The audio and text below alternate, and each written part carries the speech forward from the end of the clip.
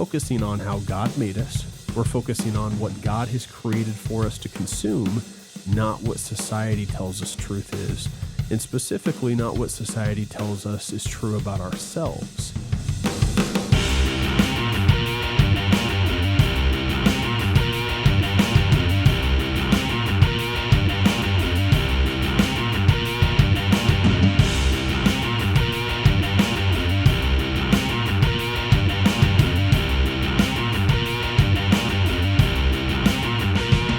His divine power has granted to us all things that pertain to life and godliness, through the knowledge of him who called us to his own glory and excellence, by which he has granted to us his precious and very great promises, so that through them you may become partakers of the divine nature, having escaped from the corruption that is in the world because of sinful desire. For this very reason, make every effort to supplement your faith with virtue, and virtue with knowledge, and knowledge with self-control, and self-control with steadfastness, and steadfastness with godliness, and godliness with brotherly affection, and brotherly affection with love. Welcome, and thank you for joining Biblical Anatomy. Excited to have you here. And today's our first example of where we have an interjection of a topic. I've been asking for topics that you as the listener may want to hear, and we have the topic of supplements. And every time I discuss this in a lecture, we have a fantastic discussion on it. And I find that there is a lot of misunderstood aspects around supplements. And so we'll clear those up and certainly provide our opinion and hopefully guide you in the correct way there. This question is perfectly timed. We've already talked about carbohydrates, we've talked about proteins, and we've talked about lipids. So today we can simply add to that and spend most of our time discussing whether we should be taking supplements or not. I have a few brands that I do take and I can recommend to you. And apart from that, I will share my thoughts and feelings on the subject. So we thank you for joining Biblical Anatomy, where we offer vulnerable and transparent lessons tailored for homeschool, gap year, and college students. We would like to start asking for prayers as we build Biblical Anatomy Academy. We're aiming for a January launch, and we'd also encourage you to send us any prayers that you have. And you can do that through the email of prayers@biblicalanatomyacademy.com. Today, we're going to discuss supplements and specifically a balanced diet and how supplements may or may not fit in to that. With our continued work towards our January launch, we have updated our mission statement and we have made it concise between both podcasts because both podcasts exist under the same umbrella. Mondays, this show, we release Biblical Anatomy, the Biblical Anatomy podcast. And on Wednesdays, we release Discipleship Conditioning, the Discipleship Conditioning podcast. But again, both fit under the umbrella of Biblical Anatomy Academy, which is our business.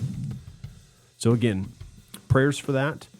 And if you have something that you would like our family to pray on, we would love to hear that for you. So our updated mission statement is we are dedicated to equipping Christian homeschool, gap year, and college students who seek to understand their biblical anatomy to connect science with Scripture so we can better love the Lord our God, understanding his handiwork in our lives. For those of you that have been listening for some time, there's some familiarity there. We've certainly taken some pieces of previous mission statements and put it all together as we continue to mold this business like a ball of clay. And so we're not totally revamping everything that we do, nor will we really ever, but we're always going to modify and make sure we're serving as best as possible. And a big portion of that, I should say, is ensuring that those that we're aiming to serve know who they are. And so again, with homeschool, gap year, and college students, we're building classes that are going to best serve that level of intellect from about age 14 at the youngest to about age 24. Certainly there will be people outside of that want to understand more on how science connects with Scripture and specifically how their body is biblically based. and we welcome those individuals, but that is what we're gearing towards and what we are aiming to develop curriculum based for. We'll start off with our story today. This goes back to probably 2012, 13-ish. And at that time, I can't remember exactly my weight or where I was at. I was probably right around the 200-pound mark. And as I've said in previous podcasts, I graduated high school at 115 pounds. So 200 pounds was quite a leap in about, what would that have been? 10 years, about 10 years from high school till 2012, 2013. And so I was very invested in the supplement industry and using quite a few supplements over those 10 years to get me to where I was. And at that time, I was re-enrolling in school.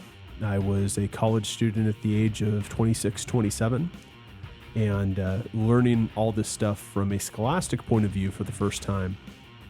And a really popular supplement at that time was known as Craze. Now, to my knowledge, the pre-workout and probably other products as well still exist today, but at 2012, 2013, they were the fastest growing, most popular pre-workout that was out there. There literally was a craze about Craze. I remember everybody talking about it, and they said, you have to get this pre-workout. It's the best thing ever. And so I bought it and tried it, and I felt this immense focus and nothing like I'd ever felt before, pre-workout or otherwise. And for me, it was almost a little too much, and I had some other pre-workouts that I enjoyed, and so I stuck with them for the most part. I had friends that really liked Craze, and so I'm pretty sure I gave the rest of my bottle away, if memory serves correctly. Went about my business not really thinking anything about it, and it was later in the year, and perhaps even into the next year, 2014, that it came out that the brand was under sort of scrutiny because someone had sent in a sample to the lab, and it was found that there was Adderall-like or methamphetamine-like substances. And through the reports that I saw, it was never super clear to what that substance that was found was, but it was clear that the makers were trying to put something in that set it apart, that sort of gave a oomph to it, if you will. And they certainly accomplished that, but they did it in a way that defied what was being transpired to the consumer on the label. Which brings me to my first point with supplements along with this story, and that is what you see is not always what you get.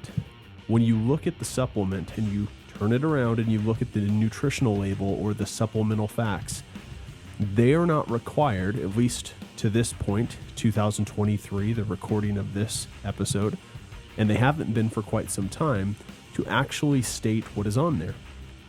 Oftentimes, you're seeing a little bit less of it because supplement companies are sort of zigging when we're zagging, but you'll see sometimes something along the lines of proprietary blend. When you see proprietary blend, it's a fancy way of stating that they don't really have to tell you what's in there. It's their own proprietary blend.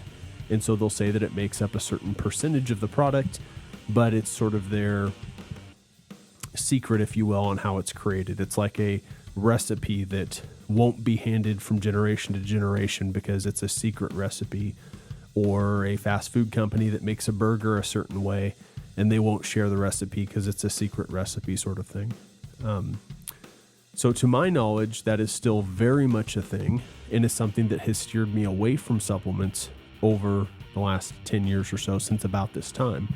For me, when this came to be, it marked a point in my life where I had a fair amount of trust for the supplement industry, and that would mark the beginning of a time when I would lose that trust with the supplement industry. So now, do I take supplements? I do, but they are through companies that I trust because I know there's research in it and that they are transparent with what is exactly in there. So they are going a step and beyond what they're actually required to do. But again, as of this recording, 2023, note that supplements are not required to do that. And so you are taking a big leap of faith consuming something that they're not telling you on the bottle exactly what you are consuming. And that's a scary thing, a very scary thing. And as I age, something that becomes scarier. Now, granted, at 20 years old, I wasn't really concerned with it, but also as a 20-year-old male, you think that you can walk through fire and you're going to survive. You don't think anything can hurt you. So a tale of caution for those that are interested in supplements, and also a tale of academics to further help you research what you're getting into. Now, we'll continue talking about this a little bit later, but let's recap what we've talked about in previous weeks with carbohydrates, proteins, lipids, and then we'll add vitamins and minerals to that. So what is the role of a carbohydrate? Why do we want carbohydrates? And more importantly, why do we not want to rid our diet of carbohydrates? The correct answer to that would be that they act as our primary fuel source. So if you rid the body of carbohydrates, you have to find an alternative method of fueling the body. Now, the body's not in the business of just giving up and dying, and so the body does that.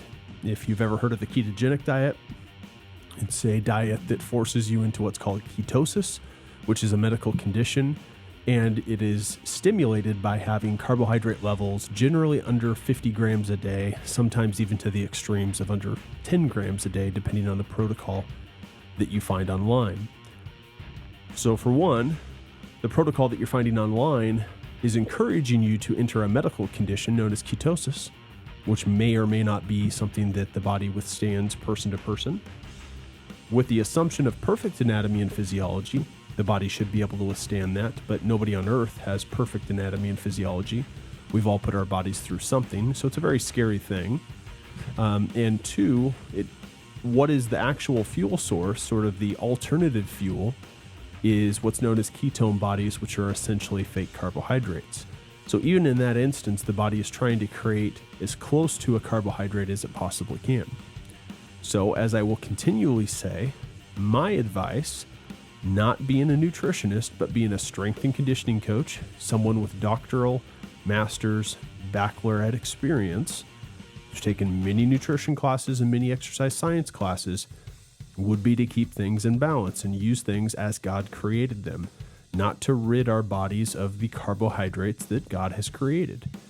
Now, I could get on a tangent here and say that sugars are bad, but with that, we would probably need another podcast episode, certainly in a lecture, a class that we would have on Biblical Anatomy Academy.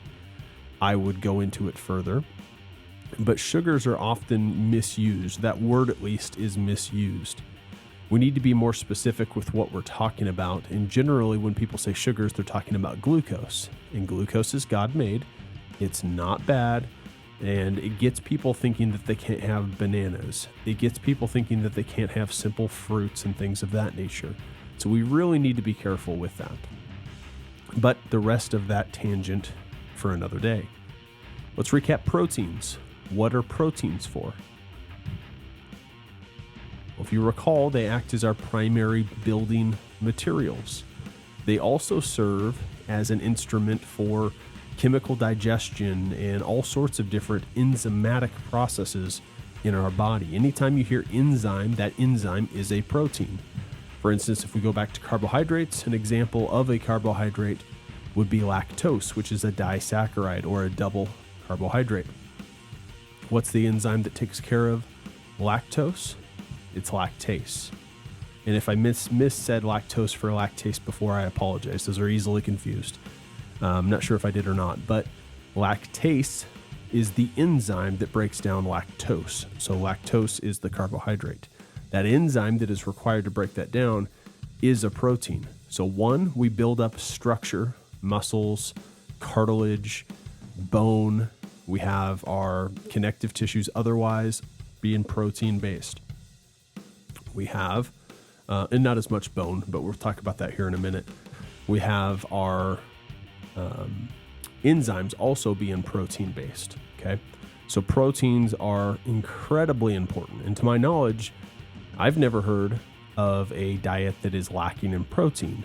And I don't suspect we ever will, because clearly it would not work well. Maybe I'll be surprised, and we can talk on that then. But to this point in time, I haven't seen a zero protein diet, and I don't think I ever will. Next, we have lipids. Let's recap them. What are lipids primarily for?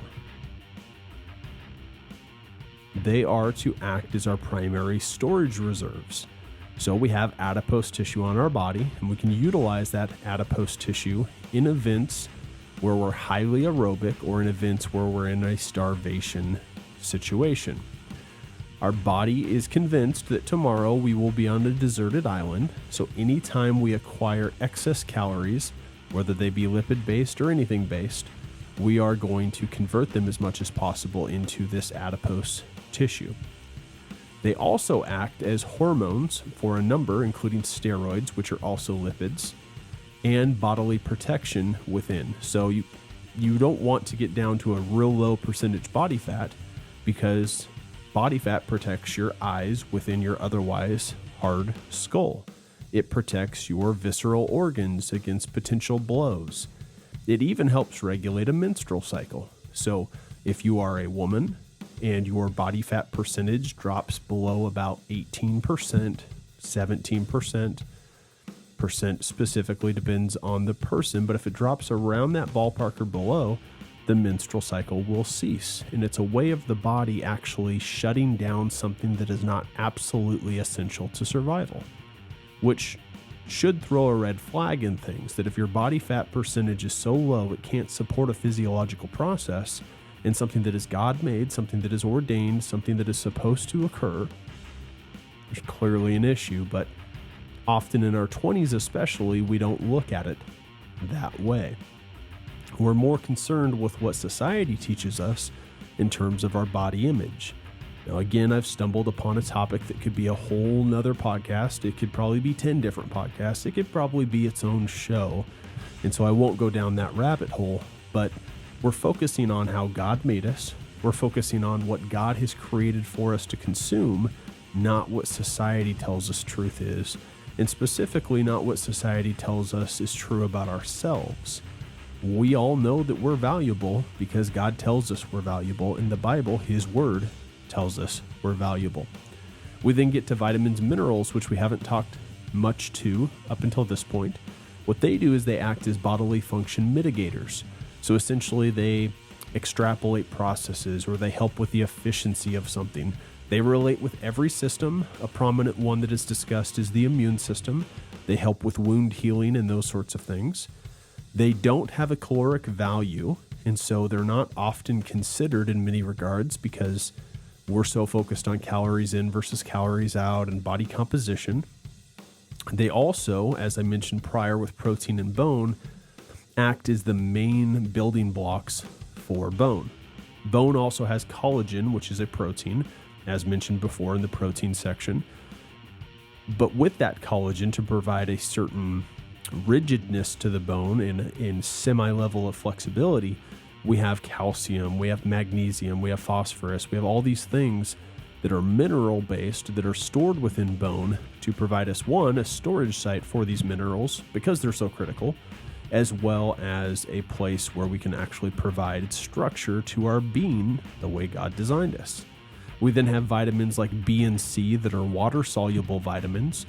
Those go basically through us when we have enough, which is why when you see an energy drink that is pumped full, or a supplement, pre-workout specifically, that is pumped full of B and C, that your urine actually changes colors because you don't need all that. It's simply going right through you. Then you have the more dangerous vitamins, A, D, E, and K, dangerous because they can reach levels of intoxication. What do I mean by that? Well, they're all fat soluble, so they're going to go to your fat cells and they are going to be sequestered or accepted or hoarded by those fat cells. And you can reach a point of intoxication where there's too much of those. Again, those were vitamins A, D, E, and K. So you want to be more specific with what the recommendations are for vitamin A, for instance, because you can go too far. Vitamin B and C, there would be less of a concern. You still can reach too much, but there would be less of a concern because your body could metabolically dismiss it or release it through urine. So there's vitamins and minerals. And finally, we get to the last category, which are supplements. Now, supplements can be carbohydrate-based, they can be protein-based, they can be lipid-based, they can be vitamin-based, they can be mineral-based. But everything that we've talked about to this point is with the assumption of whole foods. And when we're talking about whole foods are always better than supplemental form. Let me give you an example. If I am done with a workout, I have finished my last press, whatever it is, I have about 30 minutes to consume roughly 30 grams of protein. Now that number varies. If you're smaller, it may be 20 grams. If you're larger, it may be 4, but generally most people can't handle about 33, 34, 35 grams all in one sitting or more at a time. And so generally 30 is a fairly safe number. And so you see this as a big concern for bodybuilders. So you have this clock, if you will. So what do most bodybuilders and people who are concerned with this clock do? They consume a protein shake to make sure that they're getting their number they should. Oftentimes that protein is rated at something higher than 30 grams of protein. Oftentimes the consumer is putting 2 scoops in rather than 1 because 2 is better than 1, right? This obviously isn't the case, and this ends up putting a higher stress on your digestive system to consume all this when it can't handle this to begin with. You then put a potential stress on your liver and kidneys because of the denaturing of proteins, and it's just not worth spending money on. What you would be better served doing is eating like a 10-ounce steak directly after your workout. Now, whether you can consume a 10-ounce steak or not within those 30 minutes is subject person to person, but if you can do it, you're talking a whole food versus a supplement, and you're better off with the whole food. Pre-workouts are another category of supplements that are very dangerous. Go back to the story that we mentioned in the beginning on what can be included that is not mentioned that it's included, but it is. I use 2 different pre-workouts. They're both by the same company, and I feel that they are very cautious and very transparent with how they are manufactured and what is included. They are made by a company called Build Fast Formula. One is called VasoBlitz, and the other one is called Full Blitz. Essentially, the main difference is Full Blitz has caffeine, VasoBlitz does not. So personally, I consume VasoBlitz on all my workouts except for leg day, and I use Full Blitz. I try to use caffeine sparingly. I don't want to become tolerant of caffeine to where it no longer has an effect unless I double the dose. I want to use it wisely. Okay? So since for me, leg day is the most difficult, I will save it for that day. It will reduce pain because it blocks pain receptors, and it will thereby let me get through the discomfort of leg day with a little more ease than it would if I didn't consume it. And frankly, most of the pain associated with the other workouts that I do, I enjoy. And so I don't need the caffeine as a pain blocker. It's actually considered a performance enhancer from this regard, and so some organizations actually will say that you can't have any caffeine content whatsoever in order to be able to compete in that specific event or meet or whatever the case is. So it's important to remember with supplements, not saying that you can't have any supplements in your cupboard, but they better have a specific purpose. You must admit to yourself that you can't consume a 10-ounce steak in that amount of time, or you can't consume 6 hard-boiled eggs in that amount of time, understanding that that would be a better route to go. But since you can't do that, whether it's gastrointestinal issues or whatever it may be, you're then taking a supplement, which is an inferior product, often at a higher price. Okay? It's interesting when we pay this $50, $60 for this pre-workout and our urine changes color, some of that cost came through the body and now exhibited as expensive urine, essentially. So we have to really consider the reward versus the price, and obviously not just a monetary price, but what's occurring in our body. And if we don't go to the level to research each ingredient that was used within the product, assuming that they actually tell you what is in the product, how are you to know the effect other than after the effect? Take it, and this is how I feel.